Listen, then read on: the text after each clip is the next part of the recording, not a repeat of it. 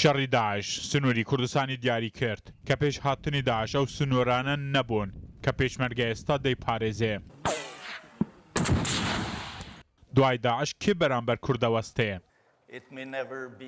وەڵامیان پرسیارە لە میانەی کردنەوەی ناوەندی لێکۆڵینەوەی ڕووداو هات کە تێدا باسی کوردستانی دوای داعش کرد. لێکۆڵەوانێک کە خوێندنەوەی بۆ دۆخی کوردستان کردووە هەر ئێستا بە کورد دەڵێ خۆتان بۆ شەڕێکی دژوار دوای شەڕی داعش ئامادە بکەن. لە دوای شەڕی داعش هەموو ئاماژەکان بۆ ئەوە دەچن عێراقێکی بەهێز دروست ببێ و کە عێراقێکی بەهێز دروست بوو شەڕێکی گەورە لە دژی کورد ئەنجام دەدەن بۆ وەرگرتنی ئەو خاکەی کورد دوای داعش بەدەستی هێناوە. ئێستا رووسیا و ئەمریکا لە ناوچەکە هەن. ئەگەر عێراق یان هەر دەوڵەتێک و گروپێکی دیکە شەڕی کورد بکات ئەوە تەنیا ئەمریکایە کورد دەپارێزێ و بەرگری لە کورد دەکات نەک رووسیا یان هێزێکی دیکە. بەشداربووانی لێکۆڵینەوەکە دەڵێن ئەوە شەڕی داعش بوو ناوی کوردستان و پێشمەرگە خرا سەر نەخشەی جیهان بەڵام مەترسیا و شەڕە بوو سەر کورد هێشتا کۆتایی پێ نەهاتووە.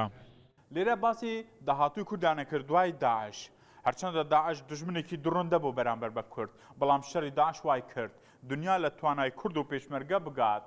هەر داعشیش بوو وای کرد پڕۆژەی دەوڵەتی کوردی پێش بخرێ.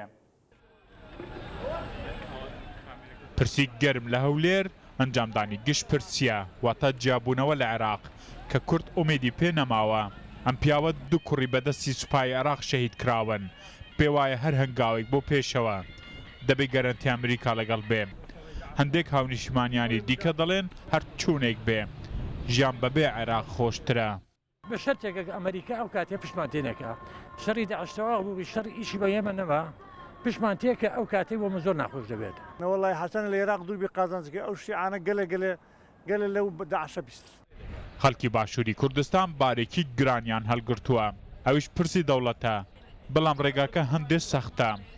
خەڵک هەر لە ئێستاوە خۆی بۆ ئامادە دەکات وەک خۆیان دەڵێن بە هەر نرخێک بێت چێ ئێستا بێ یان دوای داعش دەبێت کورد خاونیا و دەوڵەتە بێ کە هەموو ئومێدی خۆیان لەسەر هەڵچنیوە.